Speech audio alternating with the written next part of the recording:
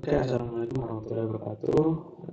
Saya perkenalkan, nama saya Santoro Cahyo dari Prodi Teknik Kimia Fakultas Teknologi Industri.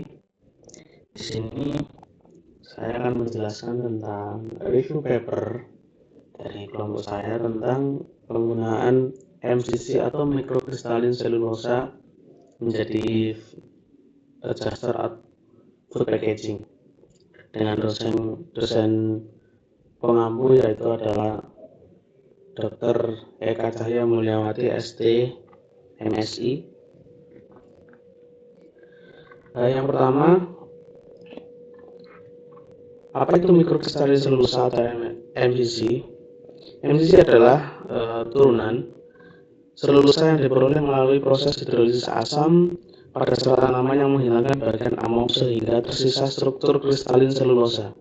MCC biasanya berasal dari biomasa tanaman seperti kayu, limbah pertanian, dan serat alam lainnya. MCC memiliki sifat utama yaitu adalah biodegradable dan ramah lingkungan. Yang kedua, tidak beracun dan aman untuk pangan maupun obat. Yang ketiga, kekuatan mekanik tinggi. Yang keempat, stabil secara termal dan kimia. Yang kelima, struktur mikro yang berkristal dan berpori. Dan selanjutnya adalah dapat berikatan baik dengan polimer lain. Karena sifat-sifat tersebut, MCC banyak digunakan pada yang pertama adalah industri makanan sebagai stabilizer atau pengental. Yang kedua adalah industri farmasi untuk bahan pengikat tablet. Yang ketiga adalah kemasan pangan yang akan kita bahas nanti sebagai material biopolimer dan biokomposit. Dan yang keempat adalah kosmetik dan produk harian sebagai agen abrasif dan filler.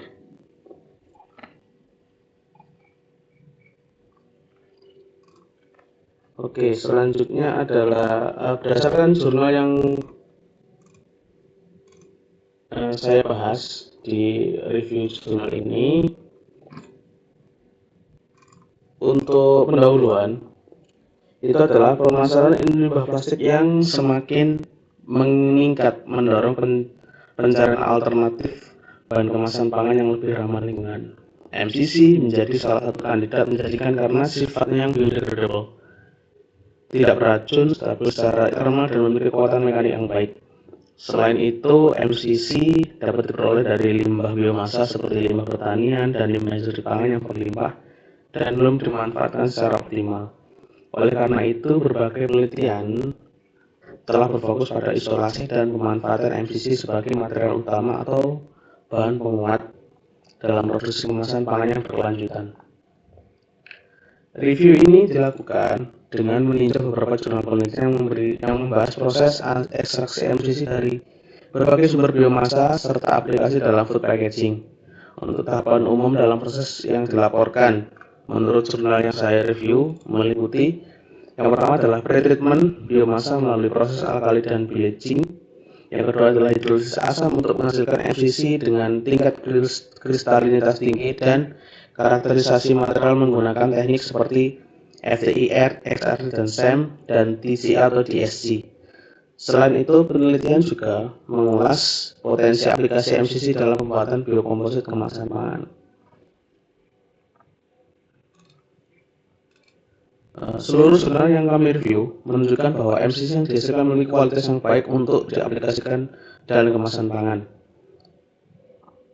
MCC menunjukkan kualitas kristalinitas tinggi, morfologi serat halus, serta stabilitas termal yang baik ketika dikombinasikan dengan polimer biodegradable.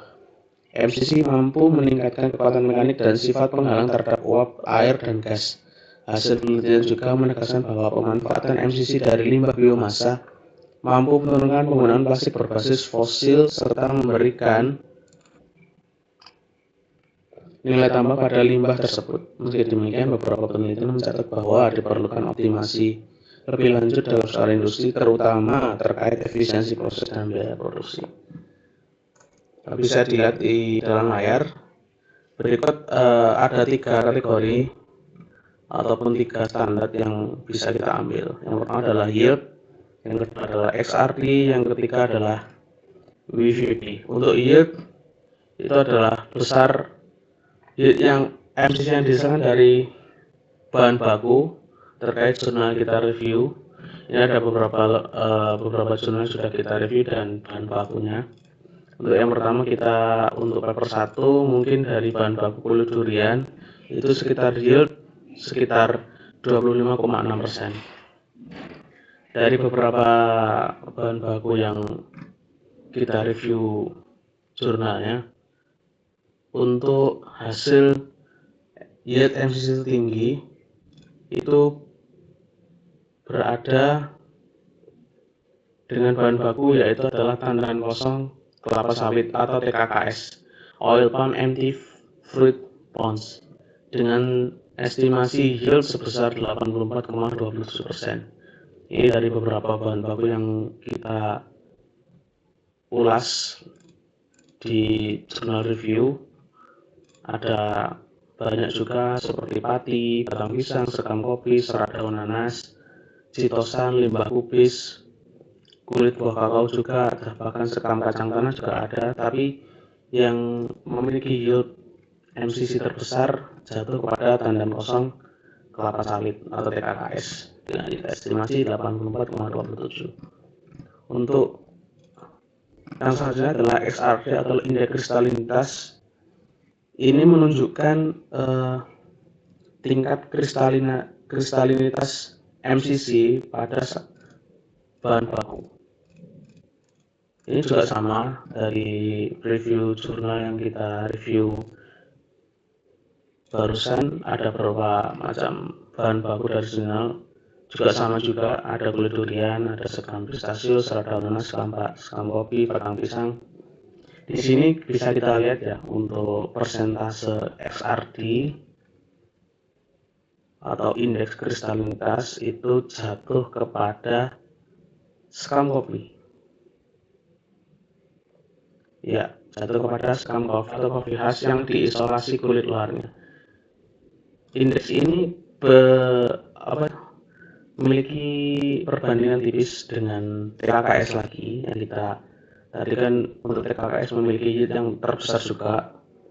Di sini juga untuk indeks kristalinitas juga tertinggi, hanya berbeda tipis dengan sekam kopi dengan 88,9%, sedangkan TKKS itu 88,89%. Bahkan ada juga yang mungkin indeks kristalinitas 0 seperti sekam kacang tanah atau dengan apel sekam padi, gluten gandum, dan sisi ikan.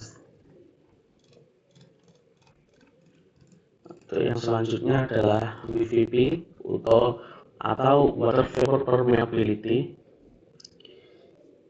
Berdasarkan jurnal yang kita review dengan bahan baku yang sama juga, ini didapatkan untuk kandungan WVP-nya, water vapor permeability, tertinggi itu didapatkan oleh ini limbah kubis atau cabbage waste sebesar 3,45 gram milimeter.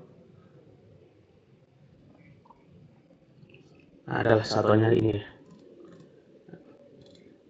3,45. Ada juga yang beberapa bahan baku memang ketika dilakukan pengecekan untuk water vapor permeability itu tidak ditemukan juga. Cukup lumayan banyak seperti pati, citosan bubuk, citosan, Ascopis yang memiliki culture of bacteria and yeast. Ini adalah limbah dari fermentasi komposit, juga tidak memiliki water vapor permeability berdasarkan jurnal yang kita review.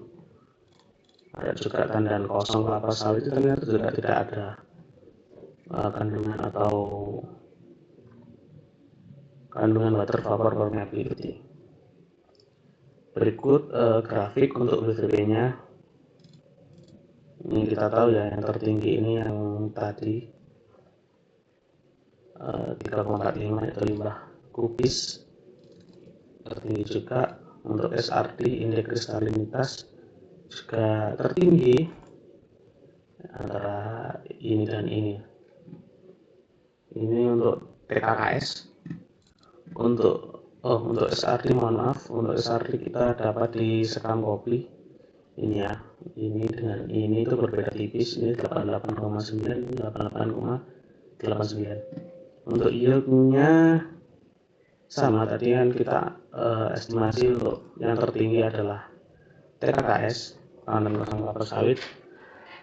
Berarti grafik sebenarnya yang ini 84,27 TKKS. Berdasarkan penelitian yang kami berdasarkan review paper yang kami jalankan, itu dapatkan kesimpulan adalah berdasarkan hasil review dapat disimpulkan bahwa mikrokristalin selulosa merupakan bahan yang sangat potensial untuk menggantikan plastik konvensional dalam industri kemasan pangan. Pemanfaatan limbah biomasa sebagai sumber MCC tidak hanya berkontribusi pada pengurangan limbah, tetapi juga mendukung pengembangan material berkelanjutan dengan performa fungsional yang baik. Untuk implementasi lebih luas, pengembangan teknologi proses dan peningkatan efisiensi ekonomi menjadi aspek penting yang perlu diteliti lebih lanjut. Jadi sekian penjelasan singkat mengenai apa itu MCC dan kegunaannya sebagai food packaging berdasarkan jurnal-jurnal yang sudah kami review, juga mencantumkan tentang yield, indeks kristalinitas, dan juga water vapor permeability. Sekian, jika ada kurang lebihnya saya mohon maaf. Assalamualaikum warahmatullahi wabarakatuh.